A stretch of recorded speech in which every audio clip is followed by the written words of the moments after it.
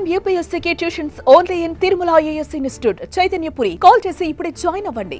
ఆడు పిల్లాడు కాదు, చిచ్చరవిడుగు 14 ఏళ్ల పరుగుల చిరుత. అతని బ్యాట్ నుంచి వచ్చే శబ్దం మినీ సుడిగాలిని తలపించింది. అతడు కొట్టే షాట్స్ అదరహో అనిపించాయి. గ్రాండ్ ఏదైనా, బౌలర్ ఎవరైనా అతని అంతిమ లక్ష్యం బాల్ను బౌండరీ దాటించాల్సిందే. పరుగులు లేవమ్మా, పరుగెత్తటాలు లేవమ్మా, అన్ని 6లు 4లు అనేలా అతని ఆట సాగింది.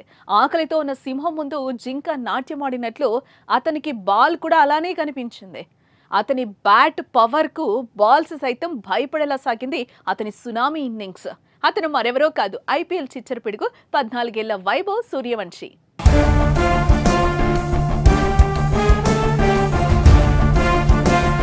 14 ఏళ్ల పిల్లాడు మా అంటే ఏం చేస్తాడు?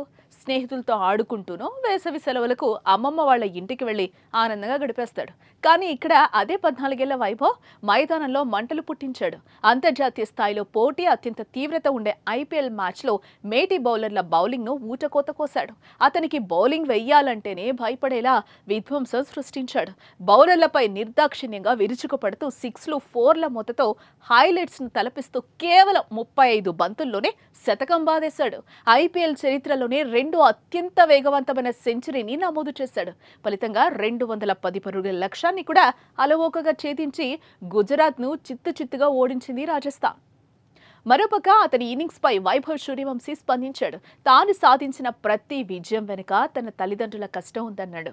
తన కోసం వారి అమ్మ వేకువజామునే నిద్రలేచేవారని, ప్రాక్టీస్ కోసం ఆహారం సిద్ధం చేసి పంపించేవారని, తన భవిష్యత్తు కోసం అమ్మ కేవలం 3 గంటలు మాత్రమే నిద్రపోయేవారంటూ వైభవ్ చెప్పుకొచ్చాడు.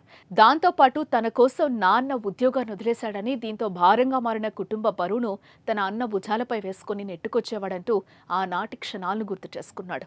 ఇప్పుడు మీరందరూ చూస్తున్న ఫలితం, విజయం కేవలం మా అమ్మా నాన్న వల్లే వచ్చిందని వైభవ్ చెప్తున్నాడు.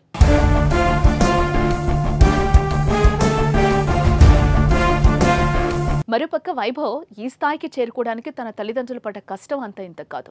ఉన్నదంతా అతనికి పెట్టిస్తున్నారు. తల్లిదండ్రి ఇద్దరు అతనిపై భవిష్యత్తుకు మార్గదర్శిగా నిలిచారు. కుటుంబం కోసం, రేపటి భవిష్యత్తు కోసం రూపాయి కూడా పెట్టింది లేదు. వారి ధైర్యం, బలం, బలగం అంతా వైభవే. వారి కష్టం, సమయం, ఆస్తి, ఆశ, ఆశయం అంతా కొడుకు భవిష్యత్తుపైనే పెట్టుబడిగా పెట్టారు. సక్సెస్ కాకుంటే మరో దారి లేదని తెలిసి కూడా పెద్ద రిస్క్ తీసుకున్నారు. ఈ క్రమంలో వైభవ్ను క్రికెటర్గా చూసేందుకు తమకున్న పంట పొలాన్ని అమ్మేశారు. వైభవ్ రాణించకపోతే భవిష్యత్ ఏంటి అనే ప్రశ్నకు సమాధానం వాళ్ళ దగ్గర లేదు. ఉన్న ఆన్సర్ ఒకటే, వైభవ్. అంతే. ఆ చిన్న ధైర్యంతోనే కొడుకును క్రికెటర్ని చేసేందుకు అన్ని పోగొట్టుకున్నారు. తమ వృత్తి, వ్యాపకం అంతా వైభవ్ క్రికెటే అన్నట్లుగా కలలు కన్నారు. చివరికి ఆ కలలను సాకారం చేశాడు. అతను నిలబడ్డాడు.